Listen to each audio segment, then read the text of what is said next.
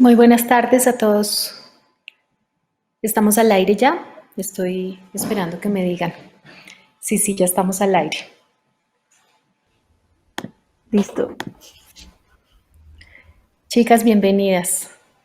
Hola. Estoy ¿Qué muy más, contenta. Juani? ¿Cómo ¿Qué les tal? Qué va? sorpresa, Sí, Muy total. bien. qué Bueno, para todas las sorpresota. personas que nos... Sí, total. Para todas las personas que nos están viendo, esto es En Gala la Banda. En Gala la Banda es un programa que organiza IDARTES desde la Gerencia de Música de IDARTES y que quiere darle la oportunidad a las bandas emergentes y a los músicos que tienen unas inquietudes porque su proyecto abarque de manera interdisciplinar varios de los aspectos que conforman estas apuestas en colectivo por los productos musicales para que se fortalezcan, para que tengan herramientas de diferentes tipos. En Gala la Banda ha venido trabajando en líneas como la de dramaturgia, la de cuerpo y presencia, la de los formatos multimedia y así otros espacios de formación. El día de hoy yo me siento muy honrada de ser la moderadora de un panel tan bonito con dos mujeres tremendamente potentes que les quiero presentar a continuación. Estas dos mujeres, actrices, con múltiples talentos en la danza, en el canto, en la performance, se han abierto un camino a preguntas potentes y de un hacer también muy potente. Quiero darles la bienvenida a Marcia Cabrera y a María Cecilia Sánchez. Les voy a presentar en este momento a Marcia Cabrera. Cabrera es una performer, cantante, actriz, compositora, traductora y poeta, en sus palabras. Está interesada especialmente en la investigación por el canto, la voz expandida y las nuevas teatralidades y ha propuesto su trabajo como creadora, buscando propiciar el diálogo entre disciplinas, siempre desde un lugar poético y político. Eso es bien interesante. Ha transitado como intérprete y directora en diversos trabajos escénicos dentro y fuera de Colombia. Es parte del Grupo Móvil, un proyecto de teatro performático dirigido por César Vadillo, y recientemente tradujo, junto con Cecilia Palmeiro y Damián Kraus, el último del libro de la psicoanalista y crítica de arte, además, maestra y amiga Sueli Rolnik, Esferas de la Insurrección. Marcia, con quien tuve la oportunidad también de encontrarnos en el contexto académico, crea su proyecto artístico El Grito de la Mujer Cabra, que fue grado summa cum laude en la Universidad Nacional de Colombia de la Maestría Interdisciplinar de Teatro y Artes Vivas. Entonces, después de esta presentación, yo quisiera darle la bienvenida a Marcia para que comencemos y abramos este panel alrededor de la idea de cuerpo en la escena, de cuerpo para una escena y de estas estrategias múltiples con las que podrían contar estos artistas jóvenes a los que nos estamos dirigiendo principalmente. Ahí las veo a las dos. Bienvenidas, chicas. Hola. Gracias, muchas gracias y hola María Cecilia. Y qué Hola, sorpresa tan Marcia. grata estar aquí contigo, Juanita, como moderadora. Y muchas gracias también a IDARTES también por la invitación a este espacio de exploración interdisciplinar. Entonces, en esta tarde, en este ratico más bien, quiero compartirles algunos aspectos fundamentales o estratégicos, o espero estratégicos, sobre la noción de presencia.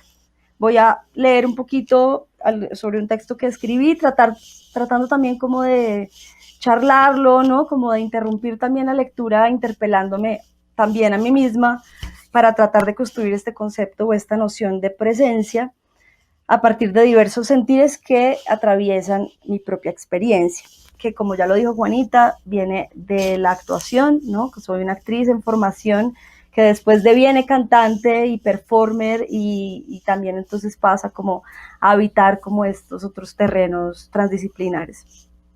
Entonces, partiendo de ahí, pues he tenido que transitar realmente por diversas construcciones de mi presencia y de mi cuerpo en la escena, ¿no? Desde una formación actoral que desarrolla unas ciertas técnicas para que tú te pares en el escenario y utilices de alguna manera como todas las potencialidades de tu cuerpo, ¿no? Como toda tu musculatura también, a, digamos, últimamente estar percibiendo y entendiendo esa presencia desde un lugar como mucho más ligero, ¿no?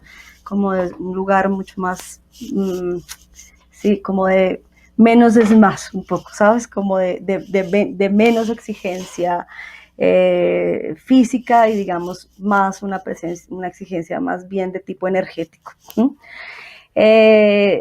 Había pensado también desarrollar un ejercicio práctico que sí nos da tiempo, entonces lo podemos hacer y si no, pues entonces igual este material les quedará a ustedes para que lo puedan consultar más adelante. Entonces, para empezar, quiero hablarles de la noción de presencia performativa, ¿sí?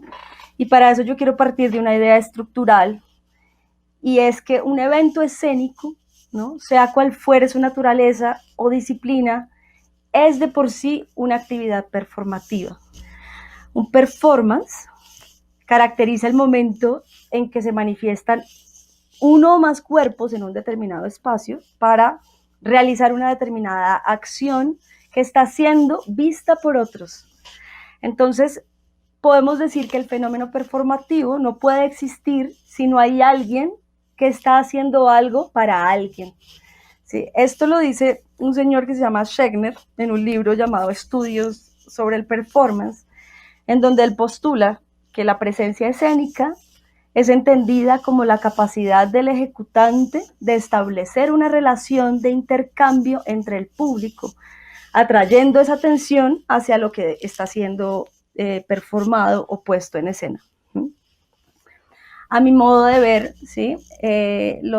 Un evento musical, ¿no? O esa música que se presenta en escena, sea del tipo formal o sea del tipo más transgresor, ¿no? Tienen una fuerza performativa indiscutible. Y en ese sentido, para mí, los músicos son como los performers más increíbles que existen, ¿sí? Y de hecho, siento como que tienen una ventaja. Entonces, bueno, pues digamos yo como música, como actriz, ¿no? En un proceso de formación constante, ¿no? Estoy a la búsqueda de esos elementos indispensables para desarrollar ese obrar en escena, ¿no? Y entre esos elementos, para mí, uno de los más deseados o de los más buscados es esa capacidad de lograr un estado del cuerpo psicofísico que sea capaz de atraer la atención de los espectadores, ¿sí? Y digamos que es a eso lo que yo llamaría presencia escénica. En un universo de opiniones dispares, la presencia escénica se apoya en dos direcciones opuestas. Una de ellas cree que la presencia está relacionada como con el don o el talento natural, y otra cree que la presencia performativa en las artes de la escena puede ser desarrollada mediante un fuerte trabajo técnico y expresivo, ¿sí? Uno podría como concluir de eso que cuanto uno más cree como en el don, menos invierte en formación, o cuanto uno menos cree en ese don, más invierte en procesos de formación. Esto obviamente no es una verdad inamovible, ¿sí? No es eso como lo que yo quiero entrar a discutir ahora, pero sí me parece importante poner aquí esa pregunta por el don, ¿sí? O cómo nos relacionamos con eso que nos ha sido otorgado y que hemos desarrollado con el tiempo también, como este don o este talento, como lo llamaba ahorita Juanita, ¿no? Y yendo más allá, y bueno, esta reflexión que traigo tiene mucho que ver como con mi formación como artista, como actriz dentro de una escuela, que es una escuela grotowskiana, ¿no? Que es cómo donamos el don, ¿sí?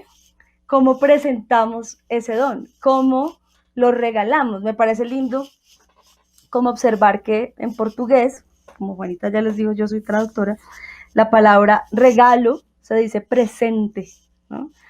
Y regalar se dice presentear, presentear, ¿no? Una palabra que si traemos de vuelta al español se traduce como presentar. Entonces, presentarse podría ser como regalar o donar algo en el presente, ¿no? En el presente, pues, de cada quien. Grotowski, esta escuela de las que les acabo de mencionar, Grotowski era un director polaco del siglo XX que revolucionó como todas las ideas que se tenían sobre dirección, actuación y sobre todo como formas estáticas o muertas de la representación, decía que estar en escena significa donarse. Él iba un poco más allá, ¿no? Como no solo donar un talento, sino como donarse a sí mismo, ¿no? Y establecer una relación de comunión con el público, presentando o mostrando no solo la destreza técnica y la mera presencia física en el escenario, sino el cuerpo en la vida, ¿no? El ser, como otras capas más profundas y cada vez más profundas que nos habitan, ¿no? Me parece muy linda, de verdad, esa idea de pensar la presencia como algo que se da.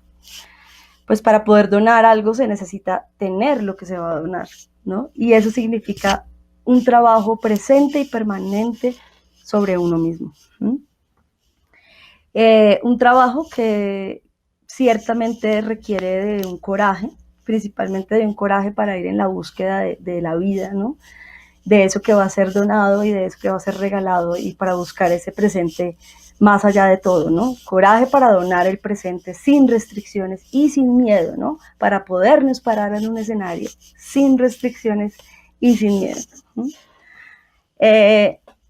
Hay otra imagen que también usa Grotowski, que también es utilizada por Eugenio Barba, que es la imagen de una flor. Es una imagen como un poco cursi, al principio uno pensaría, ¿no? Porque digamos lo que se entrega, ¿no? Entonces, pero él dice, antes de que la flor exista, ¿no? En acto, como flor, existe en potencia, es decir, existe como semilla, una semilla que necesita una tierra fértil, agua, luz, ¿no? Para poderse abrir y para poder germinar, ¿no? Esta flor no es fruto de una mera casualidad, sino de un proceso complejo y de un ciclo de vida de la naturaleza. Entonces, de cierta manera, ¿no? La formación de un intérprete que quiere donar algo al público o que quiere ofrecer esa flor que ha cultivado, debe pasar por un proceso, y es un proceso no necesariamente sencillo, ¿no? De creación como de una nueva vida, ¿sí? Es decir, que para activar esa presencia hay que de alguna forma adquirir una segunda naturaleza. Esto quiere decir la naturaleza de la escena, la naturaleza de un cuerpo abierto, de un cuerpo expandido, de un cuerpo extra cotidiano, ¿sí? Adquirir esa cierta naturaleza, esa segunda naturaleza, es como un renacimiento, es como un reaprender a caminar, a ponerse de pie, a hablar, a respirar, ¿no? Por eso es que la presencia es un lugar tan potente, porque ese es el lugar como donde uno verdaderamente se trabaja a sí mismo. Bueno, también quisiera hablarles de un concepto que enuncia Eugenio Barba y que me parece súper importante para entender la noción de presencia, que es la preexpresividad. Entonces, la preexpresividad no se refiere como a la expresión artística en sí misma, sino a aquello que previamente hace posible esa expresión artística, ¿no? Dice Barba,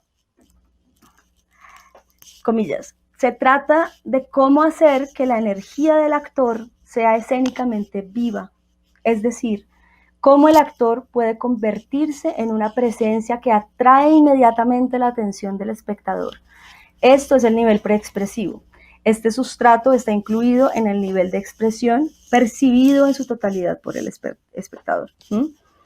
Entonces, este nivel preexpresivo tiene como objetivo principal la presencia, la energía. Esto es la vida de las acciones, no necesariamente o no todavía, digamos, su significado. La preexpresividad también tiene que ver como con un trabajo no interpretativo, y esto pues va a sonar un poco raro, pues es decir, yo soy músico e interpreto, como así, ¿no? Pero tiene que ver más con ese antes de, ¿no? Como ese momento que antecede a la acción, este momento que nos prepara también para la acción, este momento en el que todo puede pasar, ¿no? Y en el que mi cuerpo, a pesar de no estar todavía haciendo nada, se carga, ¿no? Y proyecta toda una vida y una serie de relaciones que están ocurriendo ahí en ese momento. es el momento en el que sentimos ese impulso de hacer algo, ¿no? Lo que pulsa por salir, eso que está ahí como contenido también listo para emerger. Y es por esto que la presencia se constituye como un momento de mucha potencia, ¿no? De esa potencia que antecede al movimiento, pero que de cierta forma también lo acompaña durante su ejecución. Entonces, no se puede hablar de presencia sin hablar de cuerpo. De cierta manera, la activación de una presencia en el espacio no es otra cosa que la percepción de nuestro cuerpo en ese espacio, ¿sí? Hoy en día ya no se entiende la percepción o no se concibe la percepción como un proceso que es únicamente cerebral, digamos, de representación interna, sino como una acción activa que es desencadenada por el movimiento y por la interacción con el entorno. Entonces, la percepción de mi cuerpo en el espacio para construir la presencia, es algo que nos sucede, ¿no? Es algo que percibimos cuando lo estamos activando, ¿sí? Cuando yo lo estoy haciendo. No sucede como una fotografía que yo represento internamente, sino en efecto se hace a través de una exploración activa y corporal. Para percibir es necesario seguir el rastro de los movimientos en el espacio. Y para ello se requiere un conocimiento corporal, práctico, técnico y también sensible. Hablar de presencia es percibir nuestro cuerpo en el espacio y percibirlo también en esta dimensión técnica y sensible. Bueno, ¿y qué cosas podemos pensar sobre el cuerpo? Para empezar, podemos reconocer o identificar la experiencia que subyace a la pregunta por el cuerpo, ¿sí? Y ahí hay una primerísima tarea, y es cuál es la experiencia que han tenido sus cuerpos y cuáles son las preguntas y las urgencias que emanan de sus propios cuerpos, ¿sí? En mi caso, yo, hacedora de una práctica artística, que es el teatro, ¿no? Es una práctica en la que se nos exige de una apropiación técnica, porque el cuerpo es medio y fin al mismo tiempo, ¿sí? Este es un proceso que también sucede en la danza. En el caso de la música es diferente, pues el medio es el instrumento que ustedes están ejecutando. Y por esta razón es que pasa que a veces el cuerpo se vuelve un simple ejecutante de ese instrumento y como que se anula la función que tiene de vehicular sensaciones y percepciones de quien está ejecutando ese instrumento. Entonces, si nos quedamos con esa imagen de cuerpo como instrumento, que yo prefiero llamar como más bien como cuerpo vehículo, ¿no? Cuerpo canal para un cuerpo que transporta cosas, sonidos, sensaciones, sentidos, imágenes, ¿no? Pensamos que cualquier acción, digamos, que uno ejecute con el tiempo, ¿sí? Se espera de esa acción que sea más que la acción misma, ¿no? Es decir, que cualquier acción que yo ejecute con mi cuerpo esté relacionada con mi singularidad corporal e emocional, ¿no? Como imágenes, sensaciones, deseos, ¿no? Esto significa que uno pone el cuerpo, cuando uno pone el cuerpo, pone algo más que el cuerpo, no solamente el cuerpo, ¿sí? Pero pasa que cuando uno empieza a entrenar ese instrumento, ¿sí? Sabe que tiene que llegar a poder hacer ciertas cosas que en un principio no sabe o no puede hacer, ¿sí? Entonces, bueno, ahí es donde viene el trabajo técnico, que no me voy a saltar como esa parte para poder ir un poco más rápido hacia el final y darle la palabra a María Cecilia. Pero digamos que básicamente en esa dimensión técnica o ese trabajo técnico que uno está haciendo, ¿sí? Va de la mano con una actitud fuertemente ligada a la escucha, ¿sí? Porque uno siempre cree que puede hacer más de lo que realmente puede hacer, o lo que realmente hace. Entonces tiene como que realmente ir midiendo, ¿no? Ir midiendo cuáles son como sus propias potencialidades y cuáles son sus límites y también cuáles son qué es lo que a uno lo constituye, como está todo, ¿sí? Corporal y emocional, para podernos parar en un escenario. Bueno, por último, voy a saltar acá a otra definición de presencia,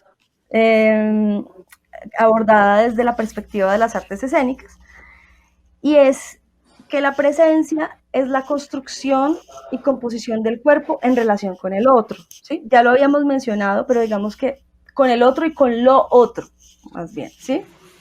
Entonces, esa definición nos habla de un proceso en el que la presencia escénica se constituye en el acontecimiento del encuentro con esa serie de cosas, ¿no? Que está el público, ¿no? La banda, los músicos con los que estoy tocando, el espacio en el que estoy tocando, ¿no? Y de cierta manera eso hace que uno entienda que el cuerpo se configure como un lugar de inscripción. Es decir, es un cuerpo que se expande en la confrontación con eso real que tiene ahí, un cuerpo presente en la escena que produce unos modos de significación y unos procesos de identificación con el tiempo y espacio en el que se presenta. Esta reflexión nos habla sobre el cuerpo en su materialidad y la potencia afectiva del cuerpo en el arte y de la presentación escénica. Es decir, el cuerpo que se presenta como la inminencia de algo que viene, de algo que va a pasar, ¿sí? Y de algo que va a pasar en la medida en que ese cuerpo se afecta mutuamente, ¿sí? Con todas las materialidades que están a su alrededor, como lo es el sonido, el movimiento, el espacio, ¿no? Y esas relaciones de afectación del cuerpo en escena, conmigo mismo, con el otro, con la luz, ¿no? Pues crean con las líneas de tensión en el espacio, ¿no? Con los cómplices que están conmigo en el escenario, pues crean unas configuraciones que, digamos, ayudan también a construir esta presencia escénica de la que estamos hablando. Bueno, para terminar, quiero proponer una reflexión sobre un elemento en donde creo que se encuentran muy bien y en equilibrio esa dimensión técnica y sensible del cuerpo, y es en la columna vertebral. Entonces, bueno, de entrada ya les digo, como desarrollar ejercicios de todo tipo sobre la columna vertebral es vital sobre todo para percibir la fuente de energía necesaria para la activación de la presencia en la escena, ¿sí? De cierta manera, la eficacia del instrumento cuerpo, depende de esa alineación del cuerpo con la columna vertebral y de la economía también con que el cuerpo funcione. Eso que les decía hace un rato de lo de menos es más. Menos es más es como completamente cierto. Para mí eso es como, escuchas, es de verdad, una gran verdad, ¿sí? Porque una columna cuando está desalineada, ¿no? O cuando está haciendo esfuerzo demasiado, más que necesario, pues realmente ya pasa a ser como, pasa a ver como un exceso, un desgaste de la energía, ¿no? De lo que hay que hacer, ¿sí? Bueno, entonces no sé cómo estamos de tiempo, Juanita.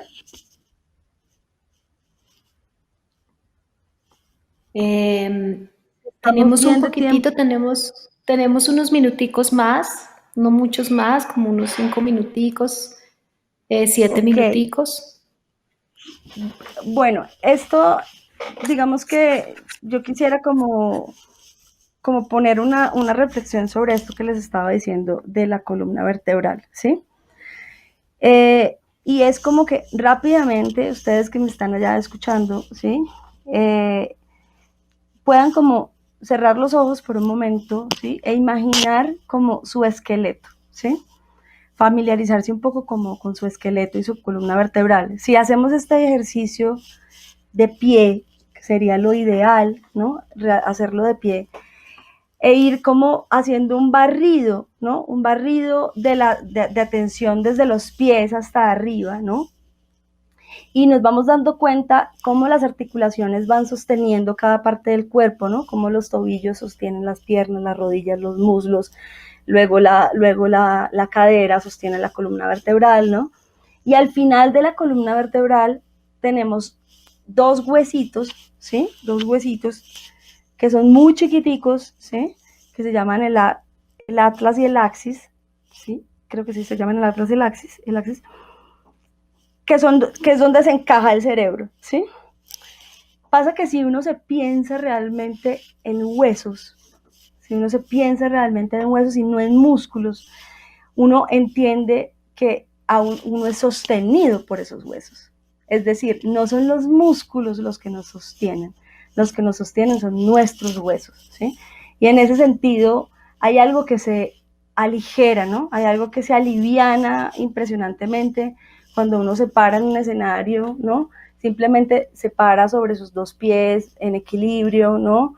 Y se concentra muchísimo como en esta estructura ósea y como de alguna manera, sí, la presencia se suaviza, ¿no? Se relaja porque no estoy yo pensando en musculatura, ¿no? O sea, si yo pienso en músculos, pienso que la presencia es como sacar pecho, ¿no? Y entonces entre más fuerte sea, entonces mejor me voy a ver o más me voy a ver. Y resulta que a veces no, a veces es simplemente poder tranquilizar ese cuerpo para poder estar ahí presente y poder reaccionar también y accionar frente a las cosas que pueden suceder ahí en la escena, ¿no? Porque también pues hay una dosis importante de improvisación también en el performance, ¿no? Poder reaccionar a lo que está sucediendo. Dice, esperen un momento que quiero, sí, ya. Dice Linklater, ¿sí? que tiene un libro bellísimo sobre la libertad de la voz natural, en el cual desarrolla también esta noción de presencia, que los mejores actores, ¿sí? Dice, los mejores actores, y quizás esto también sea cierto de los mejores intérpretes de música, danza y canto, permanecen relajados durante las presentaciones. Es decir, no manifiestan ninguna tensión innecesaria. Sus músculos siempre están listos para recibir los impulsos necesarios para cumplir las diversas tareas y reaccionan con la energía correspondiente a cada estímulo.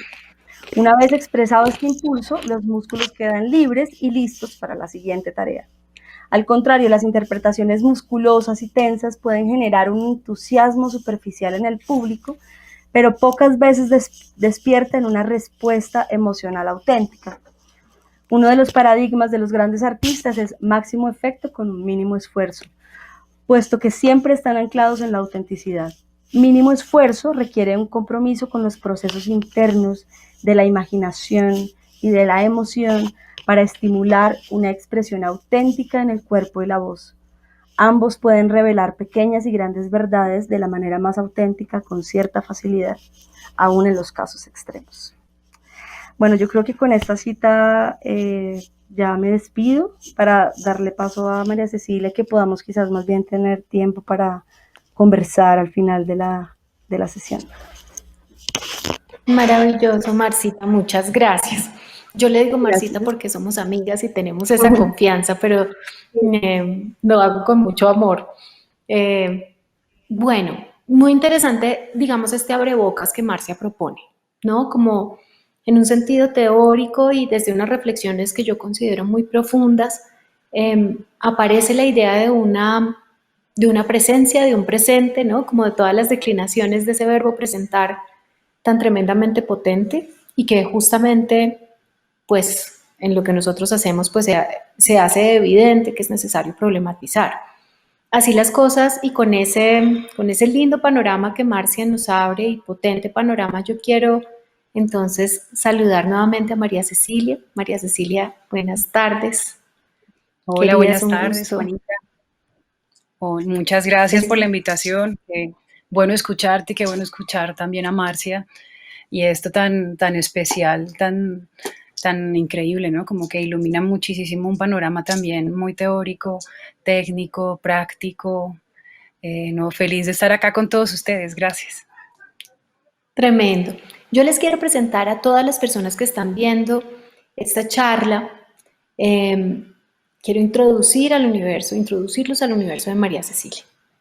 María Cecilia estudió licenciatura en Artes Escénicas en el Instituto Departamental de Bellas Artes de Cali y ha trabajado como actriz. Para todos nosotros es clarísima y tenemos en nuestra mente su presencia justamente en el mundo del cine, en el mundo audiovisual, en el mundo teatral. Ha participado en largometrajes en Colombia, en Latinoamérica y en España, 11. Y en el teatro colombiano ha trabajado en distintas obras de carácter comercial y de autor. También ha colaborado y trabajado en distintos formatos audiovisuales en los que se incluye la presentación de programas culturales y musicales.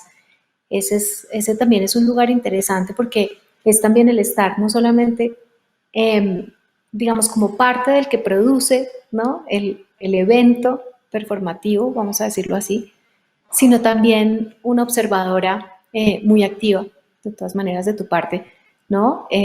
Una observadora muy activa de lo que sucede. Es como poder abstraerse de lo que uno hace y poderlo observar. Eso es muy bonito, ser testigo.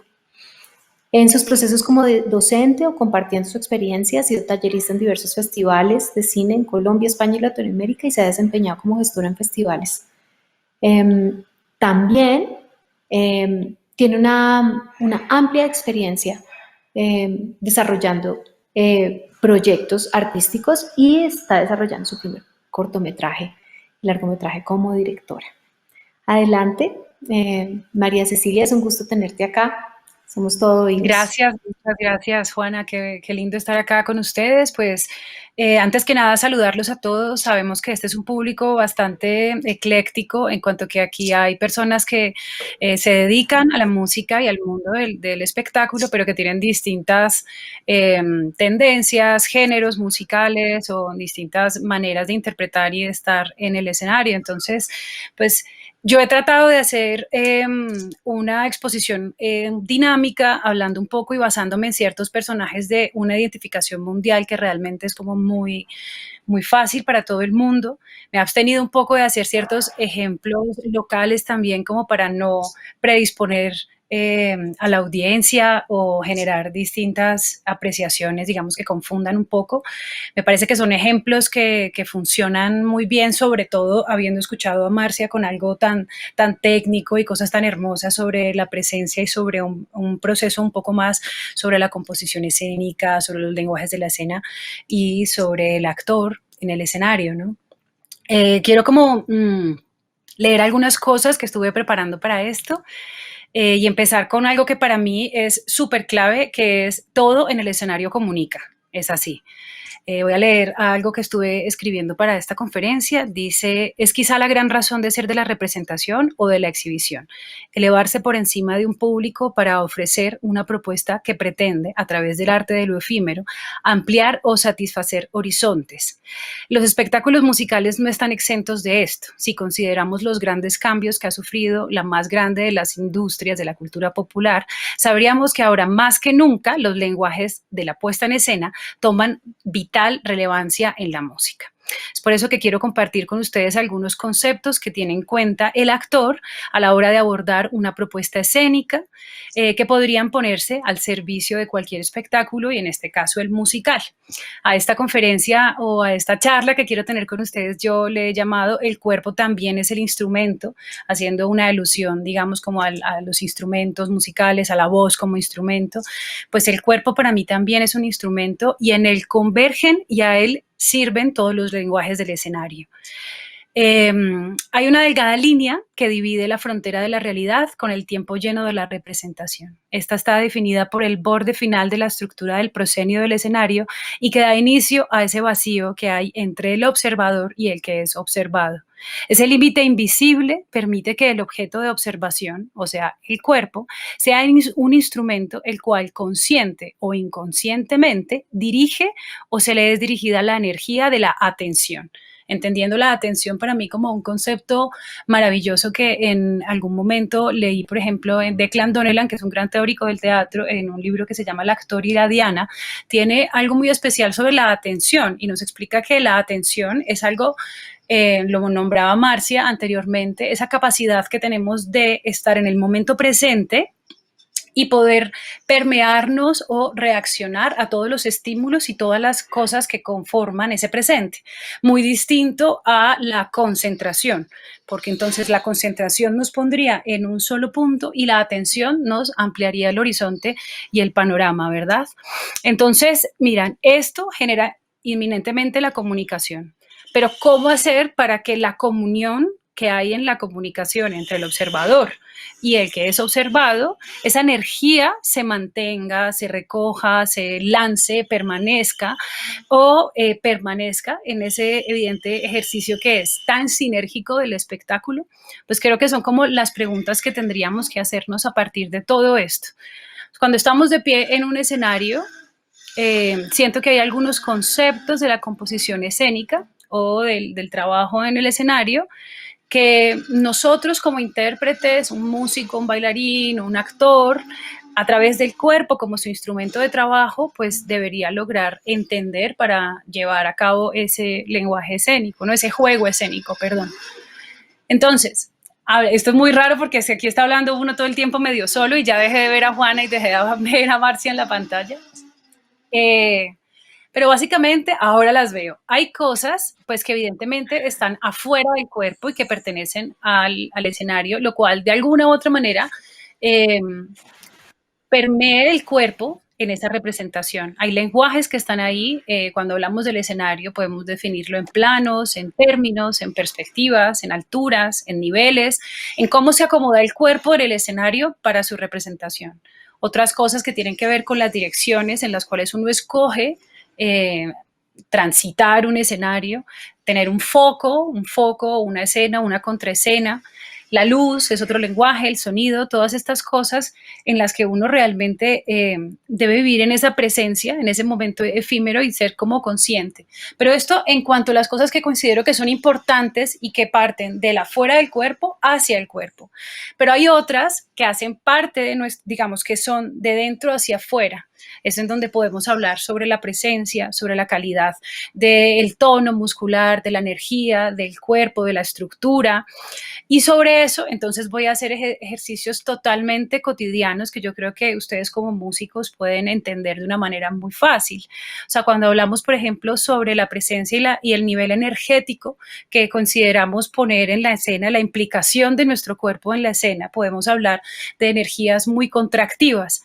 En este caso, por ejemplo, escogí fotos de estrellas o, no sé, en medio del pop y la música latina y de una cantidad de cosas que ustedes van a hacer. O sea, va a ser muy gráfico para ustedes.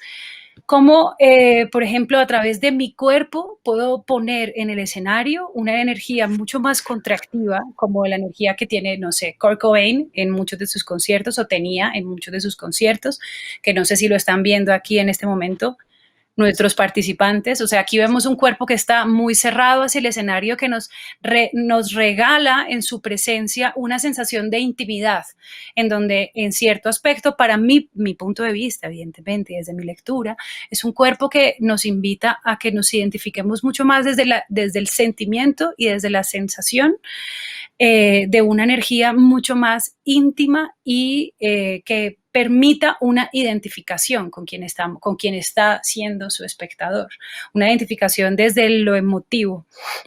Hay energías que son mucho más reflexivas y cotidianas, que se apoyan en otros lenguajes, y en eso me parece que hay personajes muy interesantes como David Gilmour, por ejemplo, que desde muy joven en su carrera, empezando desde Pink Floyd, ahí está Robbie Draco, que también en este Unplugged o en este concierto, también tiene una energía bastante cotidiana, por decirlo así. Eso permite también, o sea, una energía mucho más reflexiva, cotidiana, apoyada en otros lenguajes. En el caso de Robbie, por ejemplo, las visuales son muy importantes.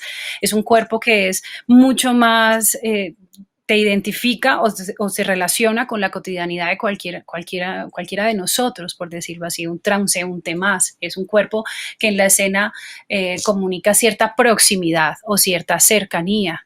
Creo que la siguiente foto es David Gilmour, si la podemos ver.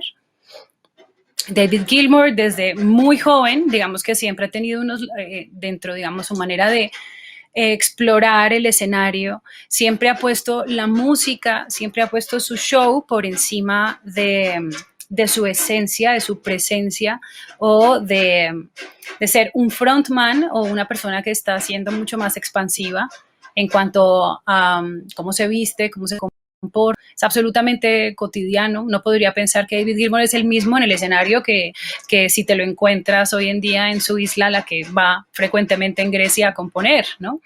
Siempre utilizando colores muy neutros en la escena para comunicar. Realmente todo está muy basado en su proyecto musical. Y con lenguajes como los lenguajes de la música. Es muy interesante ver, por ejemplo, a un músico como Gilmour en la escena de mayor también, como es totalmente reposada su presencia, totalmente controlada, tranquila, brinda musicalmente, pone toda la energía y toda como su propuesta está ahí. Luego, por ejemplo, esto evidentemente es una elección que hace un músico, que hacen todos ustedes, y que tiene que ver mucho con cómo quiero proyectarme hacia el público. Si quiero mantener esa intimidad o que si quiero mantener esa proximidad, o hay energías que son totalmente opuestas y que realmente también están diseñadas para otra clase de espectáculo que tiene que ver mucho más con la expansión, con espectáculos mucho más grandes, formatos más grandes de escenarios, como la de Dave Gahan, por ejemplo, de Depeche Mode, o Mick Jagger de Rolling Stones, que ahí tenemos, creo que tenemos unas fotos de Dave Gahan, si podemos ver. Esto es una energía totalmente expansiva, es un cuerpo que se expande desde el plexo solar, desde la dirección de la mirada que se proyecta, desde la fuerza que tienen las extremidades y que se mantiene hasta la última falange. Esto es como muy importante que lo entendamos muchas veces, porque cuando estamos en el escenario y cortamos esa energía que se proyecta hacia el público cuando miramos, digamos, en un ángulo de 45 y nos metemos en nosotros mismos y de repente miramos hacia abajo y no levantamos la mirada, también hacemos en cierto aspecto que esa comunión de la comunicación que hay con el espectador se pierda o se corte o no se mantenga o no se proyecte. Digamos, no es gratuito que artistas como estos hagan shows tan masivos y tengan esa visibilidad debido a que su energía es totalmente expansiva y nos invita a un estado mucho más emotivo y mucho más que parte del afuera también, ¿no? O sea, lo pasa mucho hay dos fotos de Dave Gahan que me gustan mucho. Creo que es esta y la siguiente. Mick Jagger también lo tiene clarísimo. Cómo está puesto hacia afuera, ese es Eddie Vedder de Pearl Jam, que es lo que viene a continuación. Pero esto es una lección en cuanto que es una personalidad en donde el frontman, digamos, la persona que está enfrente de esta banda, tiene mucho, como les decía antes, su energía puesta en el plexo solar, en la mirada, en generar un poco más como de expansión hacia el público, que se vea hasta el final del escenario en la última butaca que hay en el, ¿cómo se llama esto? En el patio de butacas, pues, no sé, o en el estadio. Esto se logra a través de ese manejo de las extremidades, de entender que cuando estamos en un escenario estamos en un plano absolutamente general, que la composición es un plano general, a diferencia de cosas más íntimas o más adelante que quiero hacer como unas alusiones de cómo pasar hoy en día de todo esto al lenguaje que nos invita a la virtualidad, que es básicamente tratar de trasladar toda esta gestual, toda esta kinesis a la cámara, que es otra cosa, que también transmite, que también proyecta, pero que tiene, digamos, otra noción del cuerpo y de cómo el cuerpo se proyecta ahí, porque finalmente es más desde planos mucho más cercanos o mucho más cerrados con relación al escenario, que el escenario realmente es muy amplio y nos permite esto, aunque también nos inhibe del gesto. Por eso también el gesto facial, por decirlo así, por eso hay tantos, cuando uno va a ver un espectáculo grandísimo, un show grandísimo, hay muchos repetidores en grandísimas pantallas para que uno, además de poder conectarse con la composición general de un espectáculo, se conecte también con el gesto y la emotividad del artista.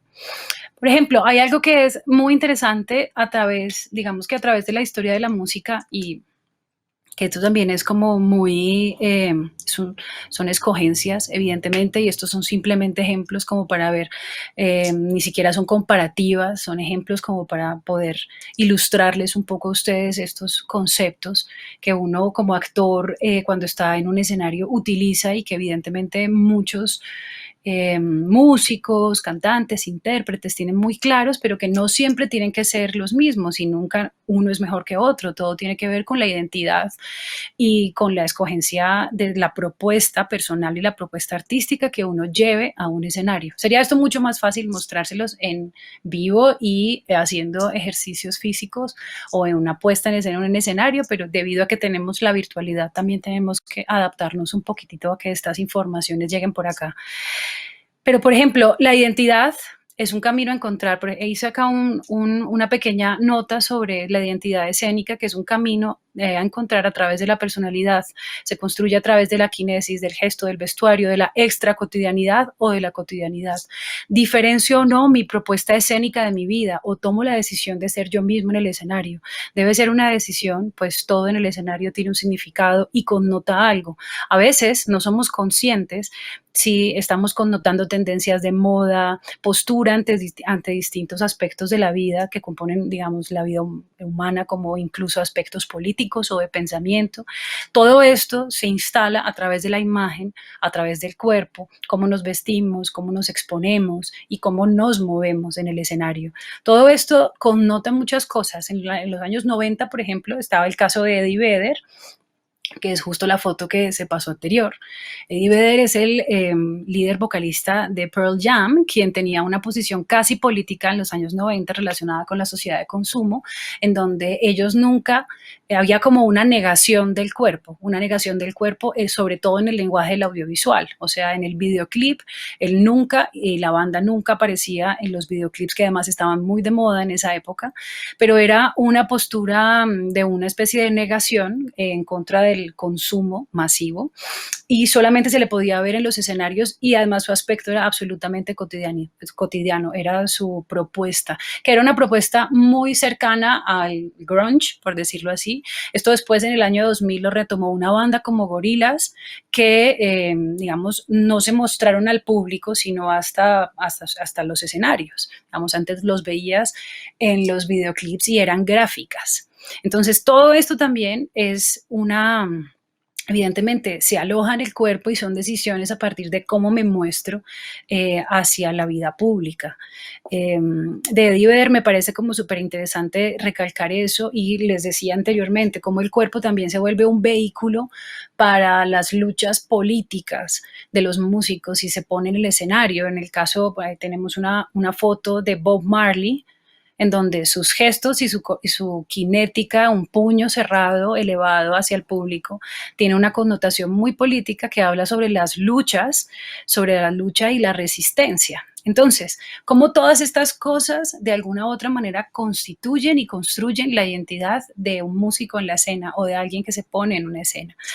A mí me parece súper interesante, digamos, el ejemplo de Bob Marley como esto, y para no irnos además como no quiero irme siempre como hacia ejemplos muy lejanos y también aterrizarlo en nuestro continente. Y en nuestro continente, sobre todo durante la década de los 70, para no irnos tan, pues sí, un poquito lejos ya, es verdad. Pero, pues, digamos que los folcloristas o los cantantes que estaban más relacionados con la palabra también, con el arte de la palabra, con el folclore, con las luchas latinoamericanas de los años 70 y 80 en el escenario, en la música, pues eran cuerpos totalmente cotidianos, ¿no? Totalmente cotidianos. Y por ejemplo, aquí quise recalcar esto. Para no irnos muy lejos, vamos a retomar los artistas folcloristas o de música popular, en donde la apuesta se centra en la emoción, a la cual nos lleva la palabra. No olvidemos que cuando nos referimos a la voz y a la palabra, también estamos hablando de una de las herramientas más importantes de la expresión del cuerpo, y sobre todo hablando de la música. Y en esto quiero retomar un cuerpo como el de Mercedes Sosa, potente en la escena, pero absolutamente tranquilo y con una energía bastante cotidiana, centrando toda esa fuerza de la presencia en la voz, en lo que comunica. Todo esto es muy distinto, todo esto, digamos, cuando estamos hablando como de cosas mucho más, por decirlo así, más cotidianas, es mucho más distinto, o sea, es muy distinto a cuando uno pretende construir un personaje a través de los lenguajes como el vestuario, el maquillaje, una construcción mucho más teatral, como lo han hecho músicos maravillosos a través de la historia, como Gene Simmons de The Keys, haciendo un personaje que es de Demon, inspirado totalmente en guerreros maorí. Si alguien tiene ahorita mucha más información sobre esto, me la puede dar. Digamos, esto no solamente era una construcción de un personaje, sino de todo un ícono a través de la utilización del cuerpo. Esto es David Bowie, que además abrió un camino muy grande a todo el lenguaje andrógino, a la androginia en el escenario. Bueno, su cuerpo expresaba de alguna u otra manera en determinado momento de la historia política, social de Inglaterra, Estados Unidos y de la música popular, además una nueva apertura hacia un mundo mucho más libre en cuanto al pensamiento, a la escogencia sexual, a la androginia y a una cantidad de cosas. Y esto se vuelve una postura o una contracultura, por decirlo así. Ese personaje se llama Ziggy Stardust, que fue muy famoso y fue quizá como el primer gran performer que empezó a generar un gran personaje en la cultura pop de una recordación impresionante, ¿no? Y un juego entre lo masculino y lo femenino ubicado dentro del cuerpo que luego, o sea, en la cotidianidad muchos artistas, incluso David, no sé quién, no sé, Lady Gaga, ha llegado a recoger un poco esa semilla que en el escenario ya habían sembrado músicos como David Bowie. Hay, por ejemplo, un caso muy interesante de la escogencia de la teatralidad, mezclando influencias de culturas milenarias con cosas futuristas, como lo es Björk en el escenario, quien a través del cuerpo, del vestuario, de los lenguajes escénicos, por ejemplo, esto es una geisha mucho más futurista, por decirlo así. Y en cada uno de sus discos, desde un tiempo hacia acá, yo creo que desde finales del 2000, ella ha empezado a generar cierta clase de interpretaciones que son teatrales, en donde se nutre mucho y reúne ciertas cosas que son milenarias, populares, poéticas, imaginarias, futuristas, y todo esto evidentemente pasa por el cuerpo, ¿verdad? Hay otras cosas que tienen que ver mucho con la identidad, que son muy interesantes. No alcanzó a subir una foto, pero José Albarrán, bueno, Rubén Albarrán, que a veces es Cosme, que es el líder de Café Tacuba, es un caso muy interesante porque él va cambiando la identidad sobre su cuerpo a través de su carrera, o de repente de cómo se encuentra con relación a su carrera artística, cambia de identidad, incluso de nombre, a través de seudónimos digamos, en cada uno de sus shows, en cada uno de sus discos. Y pues estos son casos que son muy interesantes porque evidentemente todo esto está construido en el lenguaje de la expresividad, del gesto, de cómo me proyecto, de cómo me visto, que también es bien interesante como de ver. Luego hay otras cosas que tienen que ver con la emoción de lo que está puesto en la escena. Es cuánto me implico de mis propias emociones o cuánto las construyo y las hago como una preconcepción a través de la narrativa de mi show. Hay muchos artistas que acompañan la emotividad a la que llevan las palabras, las letras de sus canciones, con movimientos prefabricados como una especie de acting. Y en eso podríamos nombrar desde Elvis Presley, podríamos decir Jerry Lee Lewis, Brown, Sandro, Rafael, el monstruo de la canción, Chavela Vargas, Screaming Jay Hawkins, y evidentemente muchísimos músicos más que se valen mucho del histrionismo para poner en la interpretación de sus canciones una emocionalidad preconcebida, como si fuera un acting, un performance. O sea, no solamente no es un personaje construido, es evidentemente una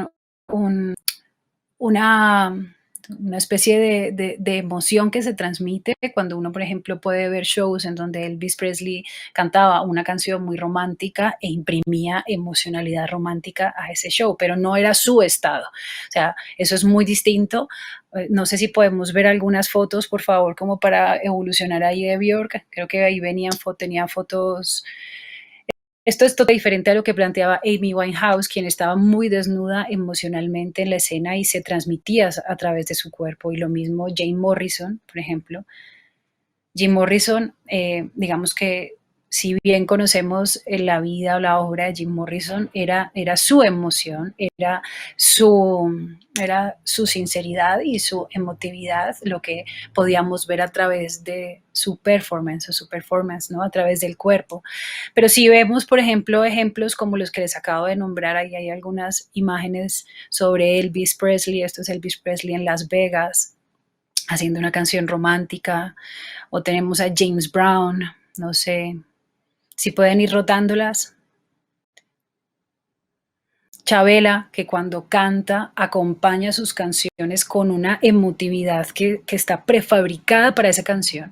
Evidentemente no estoy diciendo que en sus shows ella no lo sienta, sino que hay una especie de acting que acompaña, que es una especie de narrativa que va, digamos, además de tener, digamos, la lista de canciones que tengo para presentarles en mi concierto, sé que llego a tal punto álgido de clímax de mi show con tal canción porque le imprimo tal sentimiento o tal acting, ¿no? No sé, ¿quién más? Eso es James Brown. ¿Quién más anda por ahí? James Brown. Screaming Jay Hawkins, que es prácticamente un performer hermoso. Rafael. Como que traté de hacer algunos ejemplos que fuesen unos mucho más internacionales, unos más locales. ¿Quién más? Esto es Sandro de América, grandioso. O sea, bueno, esto todavía no va, porque esto para mí ya es el tope de cómo el cuerpo genera una cosa que es la construcción de la imagen en la permanencia de la retina del espectador, que para mí creo que es uno de los ejercicios más complicados y es cómo hacer para que un momento expresivo que yo tengo dentro de un momento de un concierto se permanezca, genere cierta conmoción, genere una impronta, es una especie de impronta, es una fotografía y es una construcción a partir del cuerpo. Es un gesto al que llega espontáneamente, preconcebidamente los músicos o el intérprete, pero que de alguna u otra manera sí que es una cosa muy especial y se vuelve casi un sello. O sea, en donde ustedes vean esa imagen de Freddie Mercury, así sea a contraluz, en una calcomanía, podemos verla, ustedes saben que es Freddie Mercury. O sea, saben perfectamente, o sea, es un sello. Es un sello muy propio generado a partir del cuerpo, de la utilización del cuerpo en el escenario, de cómo además hago que esa construcción se mantenga, porque estas son imágenes normalmente que suelen mantenerse, no son efímeras y salen, o sea, pasan muy rápido por el cuerpo en el escenario, se mantienen como una imagen estática, una foto, y se vuelven un sello mundial, universal y para toda la vida. O el más grande de todos también, además de Freddie Mercury, que es Michael Jackson, un referente que además lo reconocen en todo el mundo, en todo el globo. Uno podría decir que este gesto pertenece a Michael Jackson como sello. Es así. Y es todo a partir de cómo me expreso y cómo el cuerpo cómo el cuerpo involucra, cómo involucro todos los lenguajes, cómo involucro todas mis emociones, todas mis posibilidades al servicio de la escena, de esa comunicación y esa comunión que hay con el otro. Y hay evidentemente una diferencia muy grande entre lo primero que empezamos a ver, que son actitudinales totalmente cerradas a partir de la kinesis, a partir de la proyección de mi energía, de cómo guardo la voz, de cómo la hago más pequeña, a esto, que es básicamente todo lo contrario. Hay otra cosa que es evidentemente muy importante cuando uno habla de los espectáculos, y es cuando el espectáculo se pone al servicio de la industria, el cuerpo se pone al servicio de la industria del entretenimiento.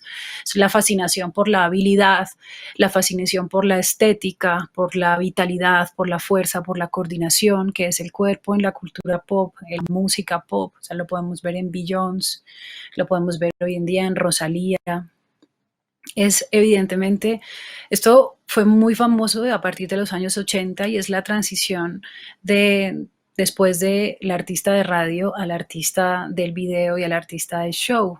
Es que hay una imagen muy interesante que siempre me parece como muy buena recalcar, y es esta canción que se llama The Video Killed the Radio Star, ¿no? El video mató al artista de la radio. Hubo un momento en donde la gente no conocía a los artistas, no tenía ni idea cómo eran los Beatles, no tenía ni idea cómo era Elvis Presley hasta que no lo veían en un escenario. En ese caso, la gente estaba absolutamente enamorada de su voz, y cómo a partir de la masificación de la cultura pop y del videoclip, digamos que el cuerpo, la presencia del artista, la propuesta estética, la propuesta en el baile, en la habilidad, en la vitalidad, empezó a tomar incluso mucha más relevancia que la misma propuesta vocal, que es un poco lo que hoy en día tenemos y que seguimos teniendo. O sea, cómo realmente a veces nos importa mucho más el show de un artista, que eso tampoco está mal, me refiero, esto simplemente son momentos de la historia de la humanidad, momentos de la historia de la música, y una cosa no tiene nada que ver con la otra. Pero a mí, por ejemplo, hay cosas en el gesto, en cómo ya el sello habita el cuerpo y habita ciertas partes del cuerpo que se vuelven fundamentales, como por ejemplo la mano que sigue a continuación, que uno hoy en día se vuelve, esto es Rosalía, ¿no? Como esto ya connota, significa una mano súper eh, engalladísima, súper bling bling, las uñas súper largas, y esto en cierto aspecto se vuelve una tendencia a seguir para toda la gente que le gusta este tipo de cultura, y lo ha marcado en el cuerpo de muchísimas personas, desde Madonna, pasando por Janet Jackson, no sé, íconos de la cultura pop, y hoy en día para mí un top a nivel de la imagen y de la construcción a partir del cuerpo, pues tiene que ver con Rosalía. Yo no sé cuánto tiempo más tengamos de todo esto. Estamos Juana, un poquito como sobre el tiempo, María. vamos a hacer una pequeña reflexión que es un poco como lo que yo quisiera terminar esta pequeña intervención diciéndoles que realmente el retener con cosas, todos estos conceptos, tiene que ver con la virtualidad. Digamos que la industria musical ha pasado de tener una gran relevancia en la radio, en la reproducción a partir de la copia, después de la copia tiene que ver mucho con el CD, toda la industria, luego el video, y luego otra vez el escenario, y luego otra vez una vuelta de tuerca para llegar a la virtualidad. Entonces, ¿cómo hacer y cómo utilizar todos estos conceptos en la complejidad de la virtualidad? ¿Cómo podemos hacer? Son como preguntas que tenemos que hacernos, porque ¿cómo podemos hacer para no tener el contacto con el público, que es una de las cosas que yo creo que más puede ser complejas para el músico hoy en día, no tener esa comunión con el espectador directa, sino tenerla a través de la pantalla? ¿Cómo hacer para pensar en el lenguaje audiovisual? ¿Cómo poder trabajar la presencia, la fuerza, todos estos ejemplos, pasarlos del plano general al plano que ofrece el lenguaje audiovisual, con el primer plano, con planos que son mucho más de detalle, que están contando o narrando la historia desde otro plano general que nos ofrece el escenario? Entonces, ¿qué diferencia energética en el cuerpo, en la apuesta, en todas las apuestas que hacemos ahí, ¿no? De eso que es el macro del lente que tenemos cuando estamos viendo un escenario, a el micro de la pantalla y de esta virtualidad que es como lo que nos surge el día de hoy. Entonces, estas son como todas las inquietudes que yo quería plantearles. Evidentemente, sobre esto hay todo un desarrollo técnico que tiene que ver con la cámara, con la utilización de la cámara, con conocer o entender un poco los lenguajes audiovisuales y ponerlos al servicio del cuerpo del espectáculo. Eso es un poquito. Muchas gracias, María Cecilia. Maravilloso. Yo estaba encantada Por porque favor. Me parece que tenemos como un panorama muy amplio entre lo que Marcia y tú construyen en esta charla, ¿no? Que problematiza por un lado, digamos, esta idea de primigenia, germinal de presencia con Marcia, para trasladarla, digamos, a los modelos y modos de producción de la música.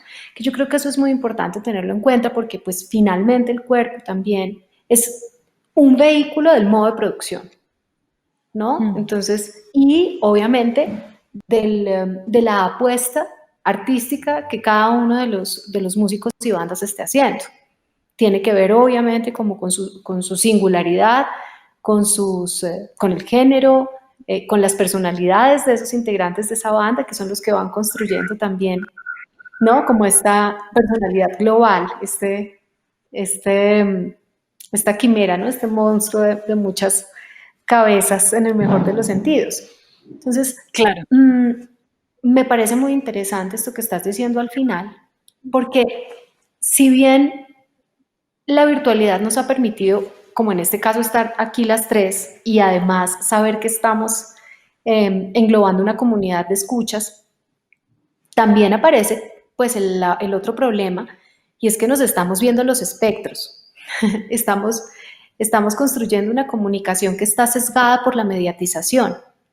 Y en ese sentido me preguntaba, y con esto yo creo que podríamos empezar a abrir un poco el panel de preguntas para devolvernos a lo vivo, me preguntaba mucho por qué es lo que empieza a suceder con la noción de registro que los músicos tenemos que hacer en este instante, ¿cierto? Para poder llevar nuestro concierto virtual, nuestro evento performativo virtual, ¿no? Como, digamos, eso que estamos haciendo en este instante, ahora al mundo entero, pues podemos estar en Berlín sin medio problema, pero ¿cuáles son las preguntas que nos hacemos frente al modo de producción de eso, de ese producto audiovisual, de ese producto que ya está, como lo decía, mediatizado, ¿cierto?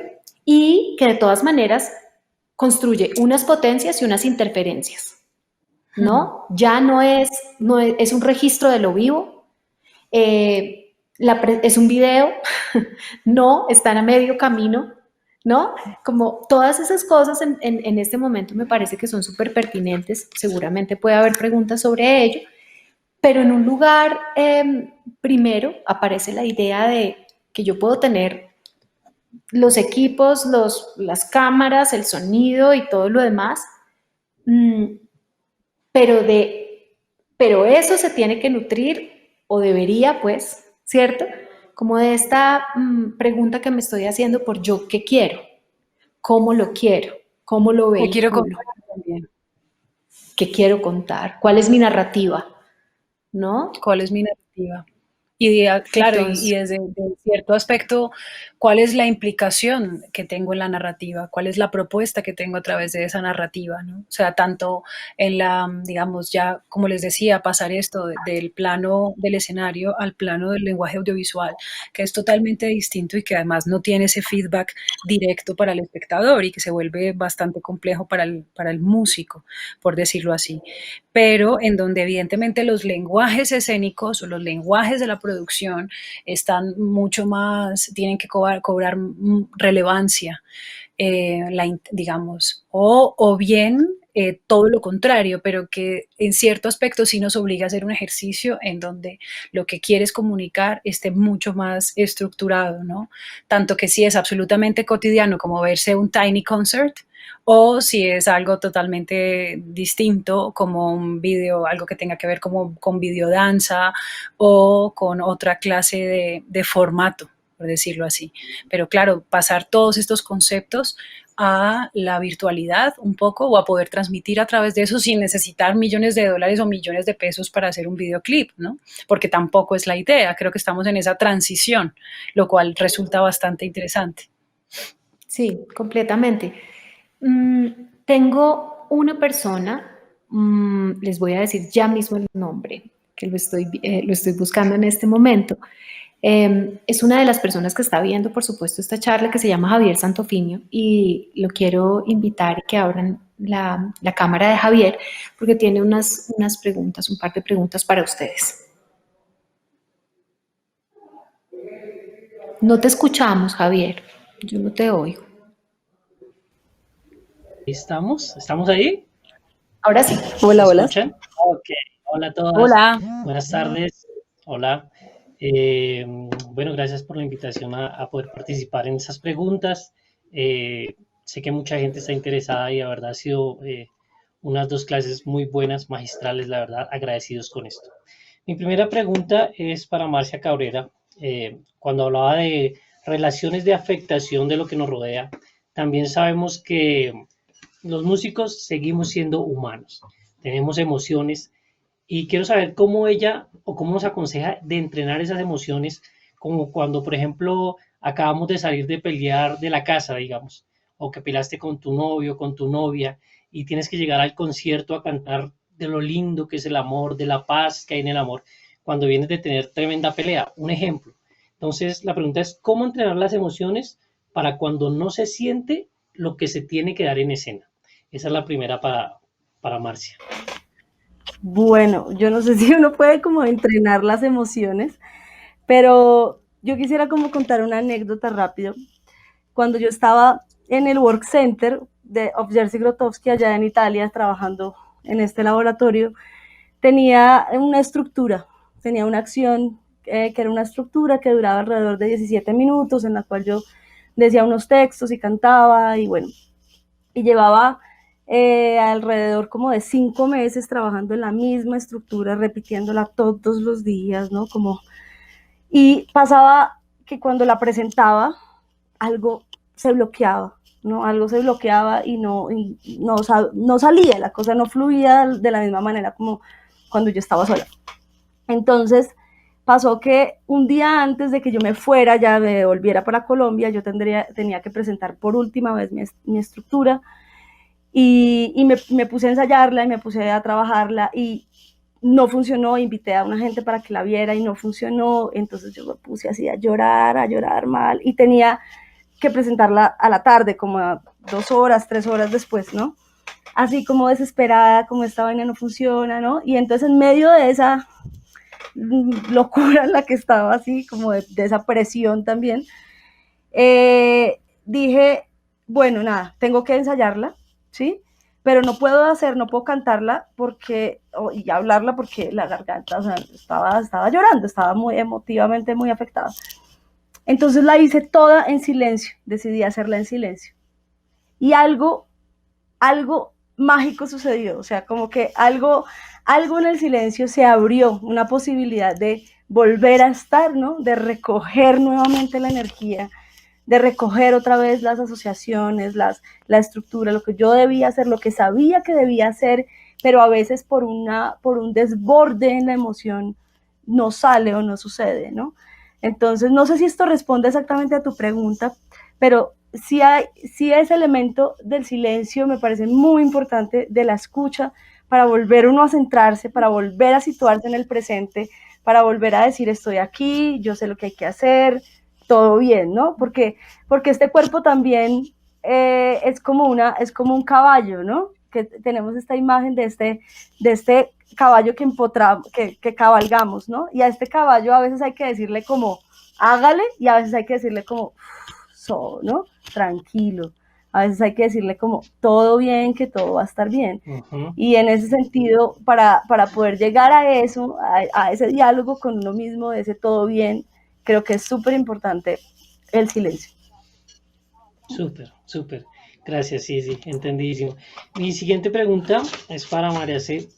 Y creo que es súper importante que nos cuentes un poco sobre esto porque quiero que nos explique cómo nos mostraste las fotos y los movimientos y la postura, increíble, lo entendemos, pero quiero que nos des un tipsazo así a todos los músicos en este momento y a todos los que hacemos puesta en escena de cómo mantener el equilibrio entre performance y un arte circense, ¿no? Que tampoco el artista se convierta en algo que que la gente, bueno, usted está actuando, está haciendo algo contemporáneo, danza contemporánea, o es un cantante, ¿no? Entonces, ¿cuál es el equilibrio que debemos tener para que no se convierta en una expresión, digamos, en un acto circense, sino que mantenga ese equilibrio? Tampoco ser, digamos, como algunos artistas que por su letra podían guardar una quietud total, como Mercedes Sosa, pero porque tenían cosas profundas que decir, ¿no? La sola música lo llenaba todo, la sola letra.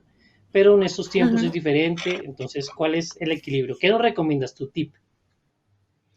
Pues mira, partiendo un poco como de lo que estabas también comentando anteriormente, yo pienso que la emoción también es el material con el que trabajamos las personas que nos paramos en la escena.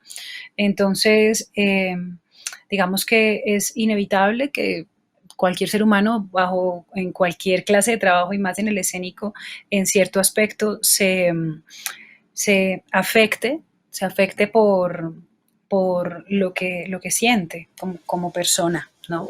Cómo poder trabajar con ello, llegar a un equilibrio. Pues evidentemente es muy bonito recalcar todo el trabajo sobre el silencio, sobre la respiración, sobre distintas técnicas que le pueden ayudar a uno a entender la diferencia del espacio escénico, del espacio cotidiano, y en eso, partiendo también de lo que tú me estás diciendo que tiene que ver más con la propuesta, yo creo que el equilibrio es que no existe una fórmula tampoco. No existe una fórmula para que, o sea, puede haber muchas metodologías y las metodologías son muy válidas y puede haber muchos métodos, pero también hay una cosa y es que esos métodos en cierta medida cumplen con expectativas de distintos momentos de la historia, de la política, de el contexto que nos rodea, incluso lo que me estás diciendo, ¿no? La estética. Entonces, no hay o sea, ¿cuál es el consejo que yo te puedo darte para llegar a un territorio un poco más neutral o más equilibrado de todo esto? No podría, porque todas las apuestas artísticas, todas las propuestas están totalmente determinadas por el individuo y por lo que el individuo tiene para contar y ofrecer. Entonces, dentro de eso, ¿cómo hacer para que no se me vuelva una experiencia circense, mi experiencia en el escenario? Pues es que igual hay gente que le interesa que eso sea así. Entonces, eso tiene que ver mucho con esa medida que también se vuelve algo como lo que, digamos, en el mundo del flamenco, el mundo gitano dirían algo que tiene duende o no tiene duende, algo que tiene alma o que no tiene alma, pero eso realmente es una congestión de muchas cosas, ¿no? Como son coyunturas o momentos que son como brillos en la historia de un país, en la historia, o sea, ¿cómo le voy a decir? Por ejemplo, había puestas en ese, e incluso en el cuerpo de Andrea Echeverry, por decirlo así. Hay momentos de la historia de Aterciopelados y de Andrea Echeverry en donde los vestuarios son realmente muy extrafalarios, en donde el comportamiento es extracotidiano, en donde uno podría leerlo como una apuesta que tiene, que podría estar dentro, o sea, en comparativa, fuera de un balance con cosas que son totalmente distintas, pero es una apuesta y es en su momento, es en su contexto una luz, ¿no? Y se vuelve todo un referente. Y fíjate que hay ahí algo de una energía y en algún momento de una energía bastante desbordada en el performance y en la visual y en el comportamiento corporal. Y entonces realmente yo creo que es un camino de exploración y yo creo que también tiene que ver mucho con la cultura pop y con lo que permanece, y es que finalmente una carrera, un sello artístico, una apuesta artística también es ensayo, error y construcción a través del tiempo, ¿no? Entonces, es verdad que hay cosas en el escenario que se van depurando a partir de la experiencia y del camino recorrido.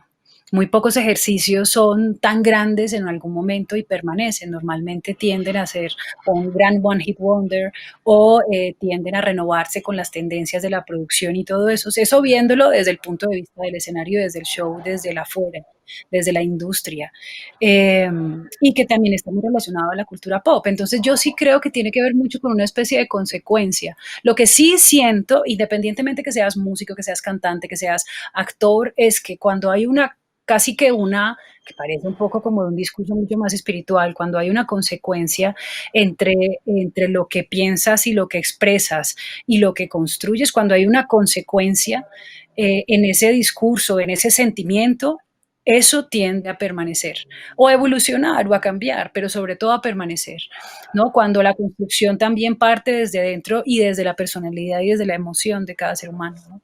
Entonces, creo que eso es como muy importante, entender que, digamos, si yo puse ejemplos aquí era simplemente para ejemplificar ciertas cosas, pero evidentemente no es como, o sea, a mí me encantan los charchaleros, ¿me entiendes? Y hay otras cosas que son folclóricas, pequeñas, o cuando uno habla, por ejemplo, de los gaiteros de San Jacinto, que tienen, es otra cosa a través del cuerpo, de la experiencia.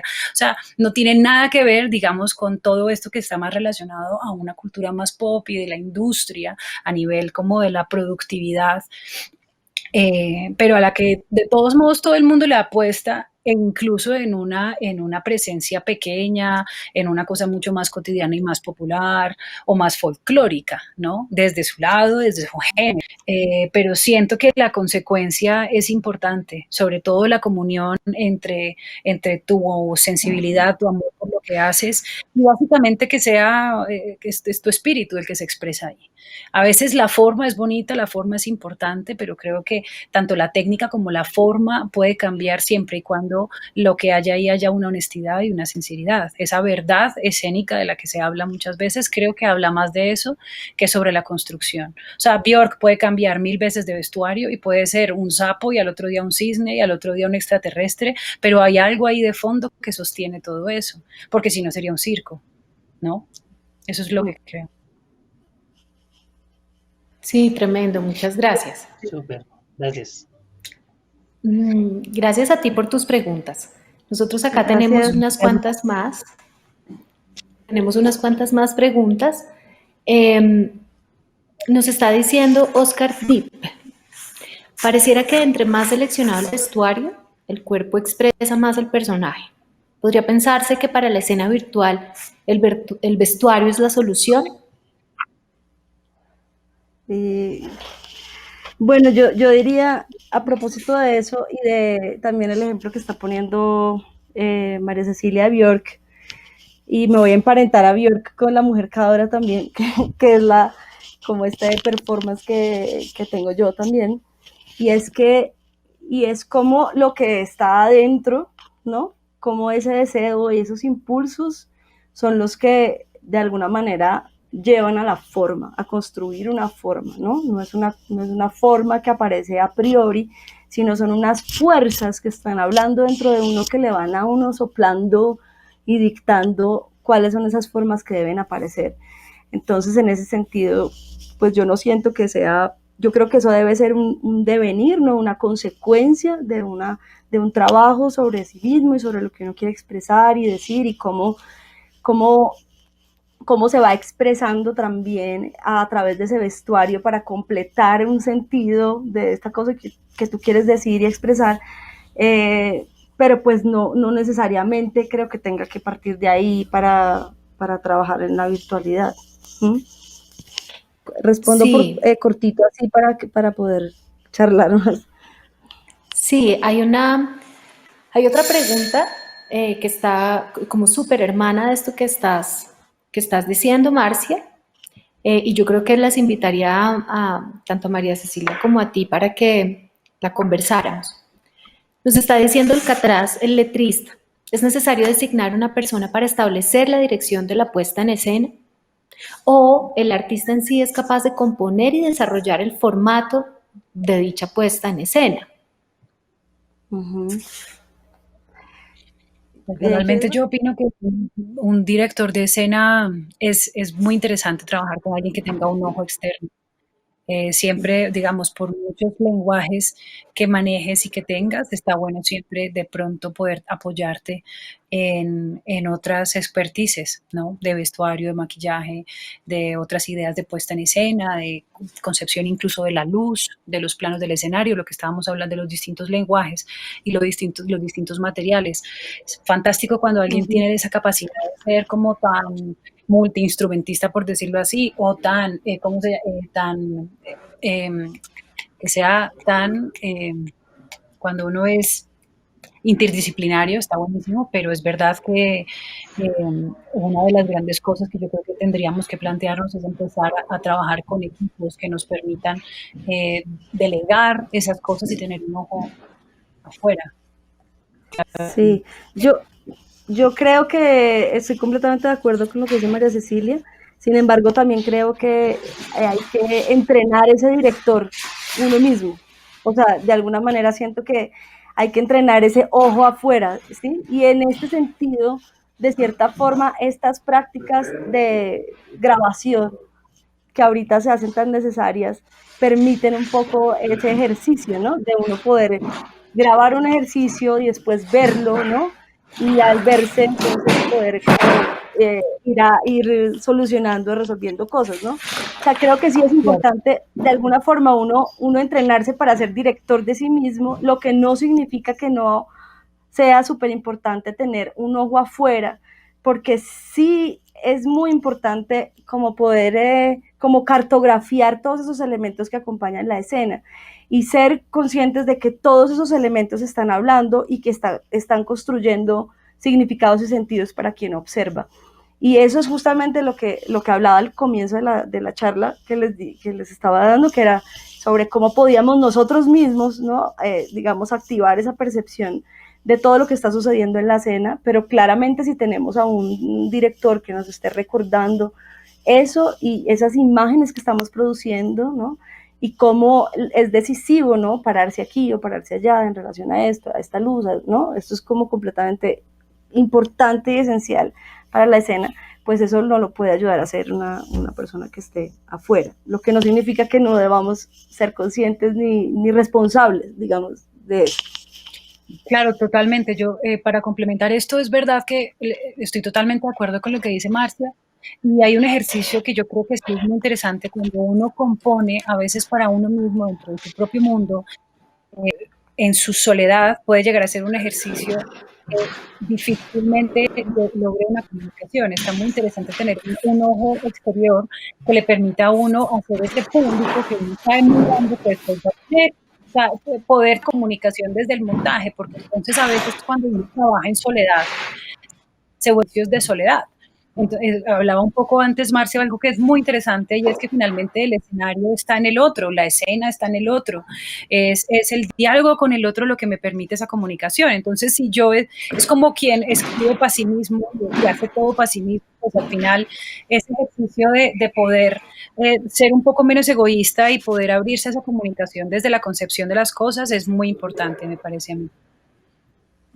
Sí, totalmente.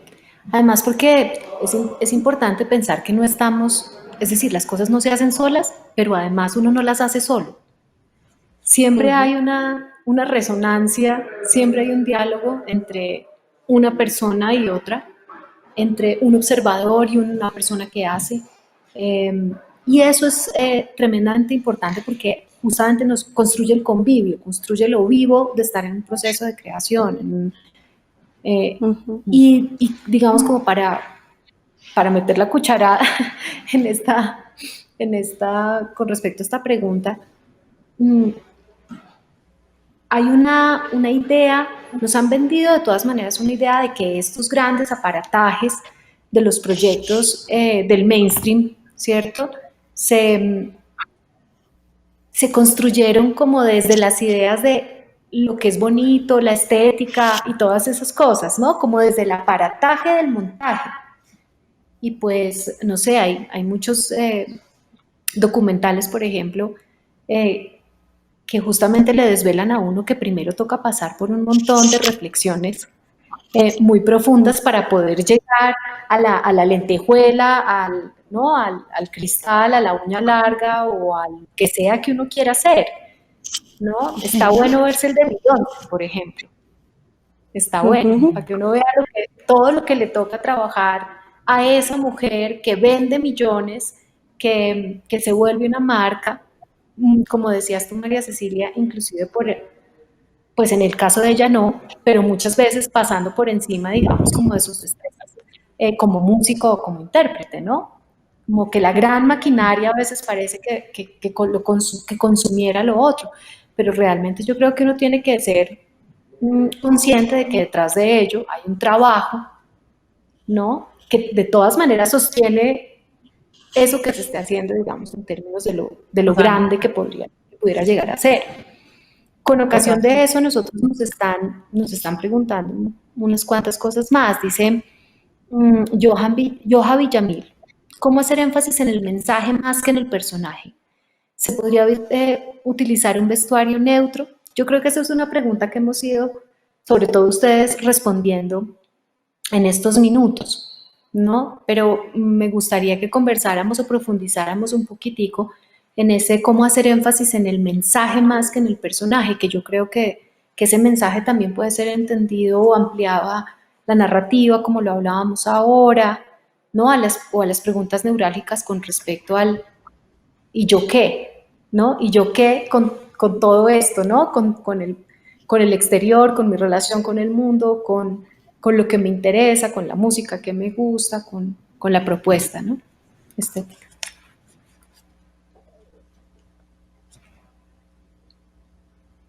Hola. Hola. ¿Se cayó? Se quedó por ahí, me colgué yo. ¿Ustedes me oyen? Sí. Yo no escuché el final.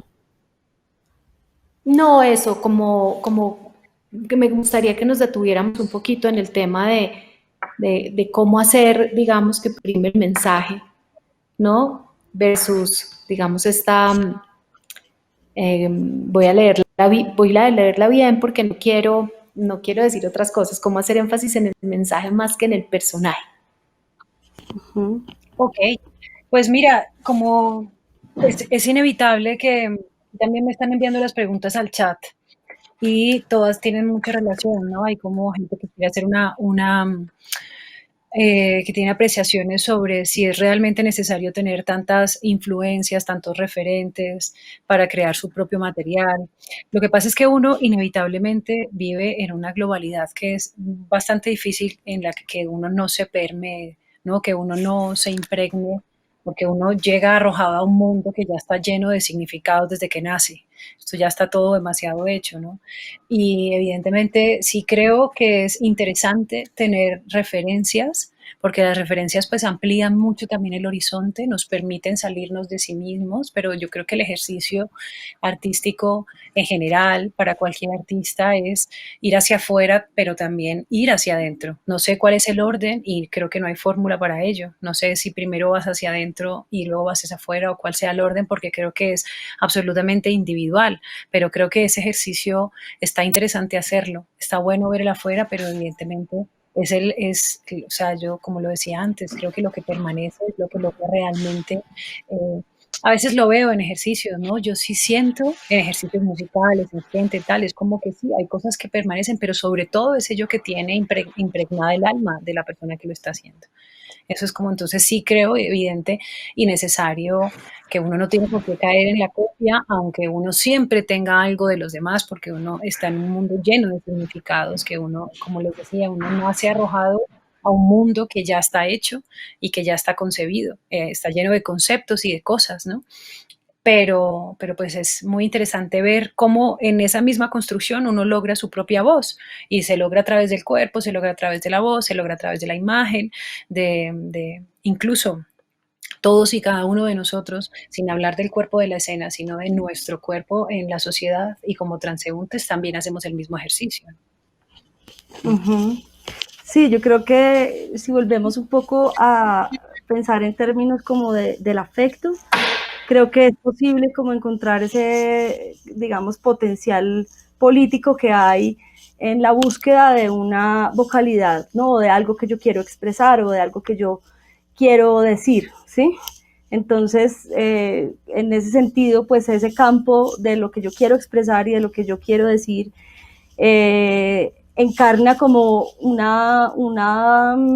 como una especie de política de las singularidades de la persona, ¿no? ¿Sí? Y también una política de los encuentros, ¿no? De los cuerpos humanos que se juntan para hacer las cosas, que se tocan, que resuenan entre sí, ¿no? Y entonces aparece como una cosa, esta noción de singularidad, ¿no? Que no tiene mucho que ver con el personaje. Digamos, el personaje pues yo lo estoy construyendo, o sea, estoy como trayendo algo, un alter ego, una otra cosa, ¿no? Para ponerlo en mi cuerpo, y esta noción de singularidad, de saber lo que quiero decir y expresar, pues es algo que antecede un poco a esa construcción del personaje.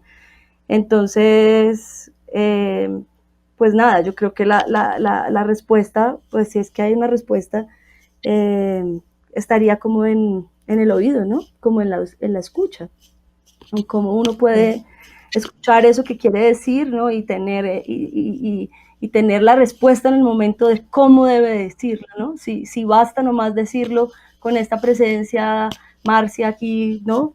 Así, con este saquito blanquito y esta, ¿sí? O si yo necesito ponerle algunas cosas más a esta persona para poder potenciar eso que quiero decir.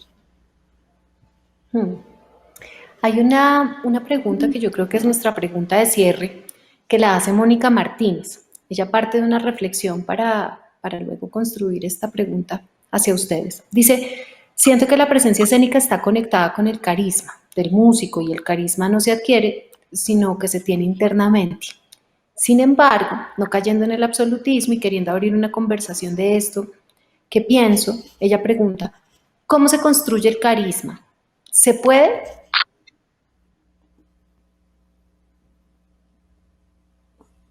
Yo sí. Es complicado. Yo cada vez siento, ya aterrizándolo a un punto de vista más personal y vivencial, creo que dentro, o sea, porque conceptos como este o palabras como estas son muy amplias, o sea, porque tendríamos que empezar por definir qué es carisma para qué, para quién. ¿Qué es el carisma para Mónica? ¿Qué es el carisma para Marcia? ¿Qué es el carisma? No, son como conceptos demasiado amplios que albergan muchas cosas y que además están relacionadas a cosas tan distintas, como que nosotros somos hijos de nuestro tiempo, en donde eso tiene una definición muy distinta al carisma medieval, al carisma, ¿no?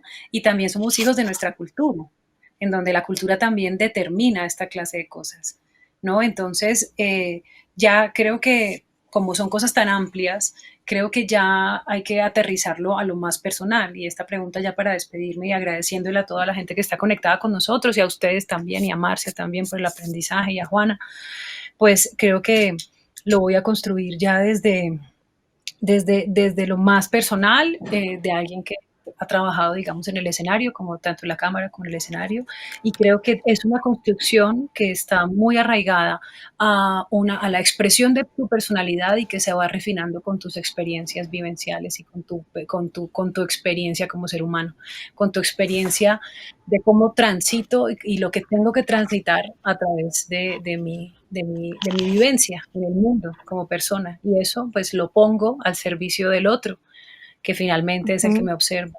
Y creo que eso, aunque tú nazcas siendo más simpático o menos simpático y crezcas por tu experiencia siendo más chévere o menos chévere, hay algo de esas experiencias y de esa humanidad que también se van albergando en el corazón de uno, que sabe que pese a que hoy peleé en mi casa y no sé, me cortaron no sé qué servicio o tal, o lo que hablaba nuestro compañero ahorita, pese a todas esas cosas, yo sé que mi trabajo también está en el otro, y cómo puedo también separar eso para mantener en cierto aspecto pura esa energía que tengo que entregar.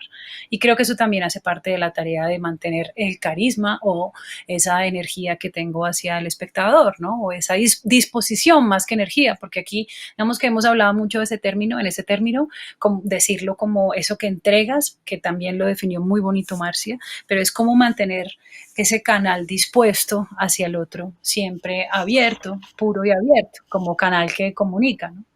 Creo que eso es un poco, se construye con el tiempo a través de la experiencia, tanto la que te da la escena y la vida laboral, como la que te da la vida. Sí, yo estoy de acuerdo con todo lo que dice María Cecilia. Agregaría simplemente que de pronto podría pensarse ese carisma más como una potencia de belleza, de la belleza, que hay en el estar siendo ahí para ser visto, ¿no? En el dejarse ver, que es diferente a mostrarse, ¿no? Hay una línea ahí muy delgadita entre que yo me muestro, ¿no? Y muestro mis habilidades y quiero ser, ¿no? centro de atención de lo que estoy haciendo, pues obviamente a menos que le toque, pues si es el que está haciendo ahí de frontman o frontwoman, ¿sí? Pero más allá de eso, hay algo muy bello, realmente muy bello, o sea, que se conecta realmente con esta noción de belleza cuando tú ves a alguien que se deja ver, ¿no? Cuando tú ves a alguien que se muestra, ¿sí? Que de repente se deja como permear por todo lo que está sucediendo en ese espacio y está ahí, ¿no? Para dejarse ver. Y esto, pues yo creo que tiene, pues sí, que no tiene que ver necesariamente con el carisma, sino con algo que aparece ahí que es muy bello. Total. Tremendo. Sí, total. Sí, es un acontecimiento también, ¿no? Como que esa noción es preciosa. Y es que cuando todas las cosas se agencian, se dan, ¿cierto? Para que el momento se construya, pues la idea de acontecimiento y de encuentro, pues es maravillosa. Yo les agradezco mucho porque esta charla ha sido tremendamente potente. Me honra estar enfrente de ustedes dos, como les decía yo al inicio, a las personas que nos estaban viendo, como con unos haceres tan potentes y con unas preguntas tan importantes dentro de su hacer. Me encantan estos espacios y celebro que nos hubiéramos podido encontrar en este espacio. Para todas las personas que nos están viendo, perdón Marcita, yo les doy paso para que se despidan. Para todas las personas que nos están viendo, les queremos recordar que esto es En Gala Lavanda. En Gala Lavanda es una idea, una iniciativa de construcción de pensamiento alrededor de los músicos, de las bandas y de la gerencia de música. Señoritas, yo las dejo que se despidan. Yo soy Juanita Delgado y estuve muy feliz de acompañarlos a todos y a todas. No, nada, muchas gracias a todos. También, no creo que tenga mucho más que decir. Muchas gracias a Diartes y muchas gracias, chicas, también. Muy increíble este encuentro, ¿verdad? Gracias, Marcia, a ti, a Juana, a Idartes y a En Gala Lavanda. Me parece un súper proyecto, muy necesario, y creo que estas preguntas que ahora ustedes están abriendo para el público y sobre todo también para la gente que está trabajando en el espectáculo hoy son muy formativas. Muchas gracias por hacernos parte de esto, de verdad que sí. Gracias. Gracias. Maravilloso. Pues para ustedes una muy buena tarde y para todas las personas que nos están viendo, también un feliz resto de tarde, que estén muy bien. Esto fue En Gala Lavanda. Gracias. Chao.